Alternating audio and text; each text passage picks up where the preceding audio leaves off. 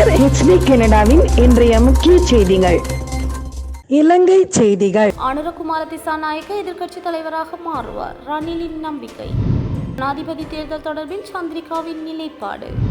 யார் வென்றாலும் 3 மாதங்களில் தகுதி நீக்கம். புதிய ஜனாதிபதி தொடர்பில் வெளியான அறிவிப்பு. சஜித்தால் அனுரவை தோற்கடிக்க முடியாது, கடுமையாக விமர்சித்த ரணில். அரசாங்க தொழிலுக்காக காத்திருப்போருக்கு முக்கிய அறிவிப்பு. கடவுச்சீட்டு விநியோகத்தில் ஏற்பட்டுள்ள நெருக்கடி, எடுக்கப்பட்டுள்ள நடவடிக்கை. யாழ்ப்பாணத்தில் இருந்து மதுரைக்கு புதிய விமான சேவை, மகிழ்ச்சி தகவல். கனேடிய மத்திய வங்கி வெளியிட்டுள்ள முக்கிய அறிவிப்பு.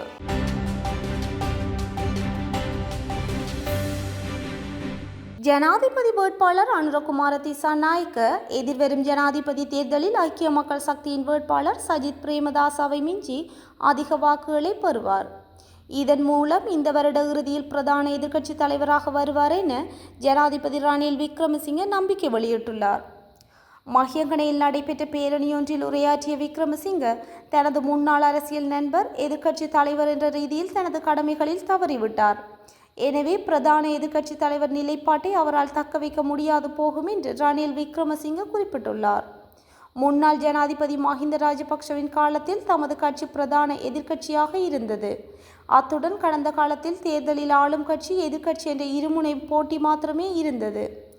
எவ்வாறாயினும் இந்த ஆண்டு ஜனாதிபதி தேர்தலில் 2 எதிர்க்கட்சி வேட்பாளர்கள் போட்டியிடுகின்றனர். இதில் அனுர சஜித்தை வெற்றி கொண்டு எதிர்க்கட்சி தலைவராவார் என்று ரணில் குறிப்பிட்டுள்ளார். நடைபெறவுள்ள ஜனாதிபதி தேர்தலில் தான் நடுநிலை வகிக்கப் போவதாக முன்னாள் ஜனாதிபதி சந்திரிகா குமாரதுங்க தெரிவித்துள்ளார். ஜனாதிபதி தேர்தல் தொடர்பில் முன்னாள் ஜனாதிபதி சந்திரிகா விசேட அறிவிப்பொன்றை இன்று வெளியிட்டுள்ளார். ஜனாதிபதி தேர்தலில் குறிப்பிட்ட தரப்பொன்றுக்கு ஆதரவு வழங்க உள்ளதாக வெளியான தகவல்களை சந்திரிகா அம்மையார் மறுத்துள்ளார். தேர்தலில் போட்டியிடும் பல வேட்பாளர்கள் தன்னிடம் ஆதரவு கோரிய போதும் அதனை நிராகரித்துள்ளதாக அவர் குறிப்பிட்டுள்ளார். நடைபெறவுள்ள தேர்தலில் யாருக்கும் சார்பின்றி நடுநிலை வகிக்கப் போவதாக தீர்மானித்துள்ளதாக முன்னாள் ஜனாதிபதி சந்திரிகா தனது அறிக்கையில் குறிப்பிட்டுள்ளார். தேர்தலில் போட்டியிடுகின்ற பிரதான கட்சிகளின் வேட்பாளர்களில் எவர் வென்றாலும் 2-3 மாதங்களில் அவர்கள் தகுதி நீக்கம் செய்யப்படுவார்கள் என ஜனாதிபதி வேட்பாளர் விஜயதாச ராஜபக்ஷ தெரிவித்துள்ளார். அரசாங்க ஊழியர்களிற்கு பிரதான கட்சிகளின் வேட்பாளர்கள் சம்பள உயர்வு குறித்த வாக்குறுதிகளை வழங்கியுள்ளனர். இது லஞ்சம் போன்றது. இதன் காரணமாக அவர்கள் தகுதி நீக்கம் செய்யப்படுவார்கள் என்றும் அவர் குறிப்பிட்டுள்ளார்.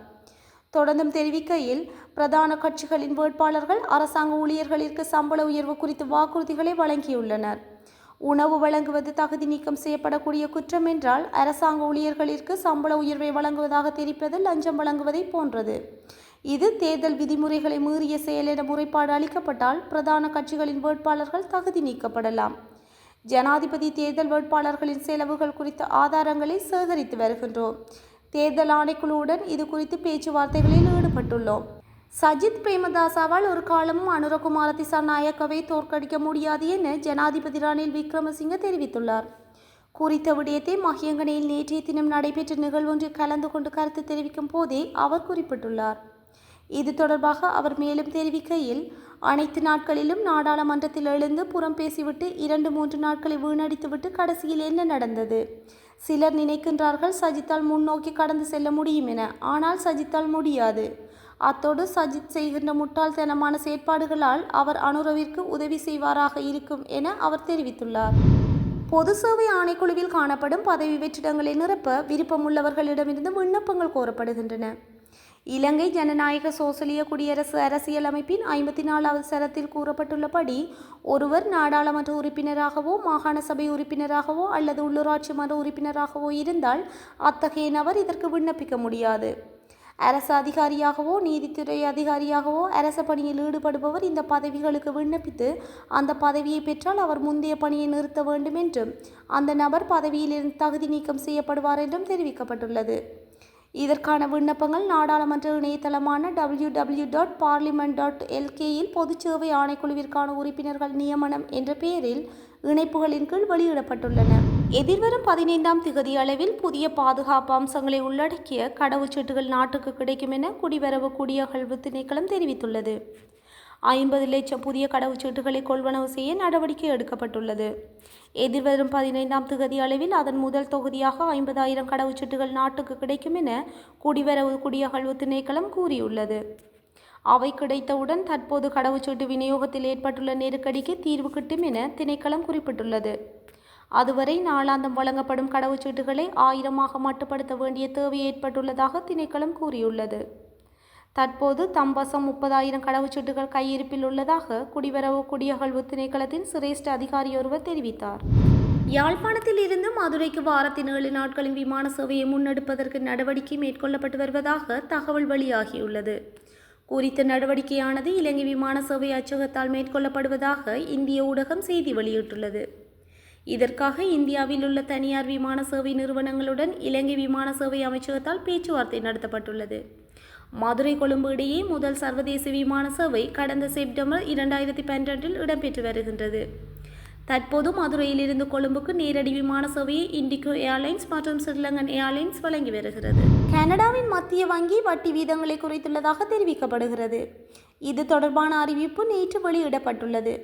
இதன்படி வங்கி வட்டி வீதம் 4.25% பேணப்படும் என அறிவிக்கப்பட்டுள்ளது. அண்மைய நாட்களாக மத்திய வங்கி வட்டி விகிதங்களை தொடர்ச்சியாக குறைத்து வருகின்றமை குறிப்பிடத்தக்கது. மேலும் பொருட்களின் விலைகள் குறைவடைந்து வரும் நிலையில் இந்த வட்டி வீத குறைப்பு அறிவிக்கப்படுவதாக கனேடிய மத்திய வங்கியின் ஆளுநர் ரிப் மேக்லம் தெரிவித்துள்ளார். இந்நிலையில் எதிர்பார்க்கப்பட்டதை விடவும் நாட்டின் பொருளாதாரம் வேகமான வளர்ச்சியை பதிவு செய்து வருவதாக மத்திய வங்கி தெரிவித்துள்ளது. குறிப்பாக 2ஆம் காலாண்டு பகுதியில் இவ்வாறு வேகமாக வளர்ச்சி அடைந்துள்ளது என தெரிவிக்கப்படுகிறது.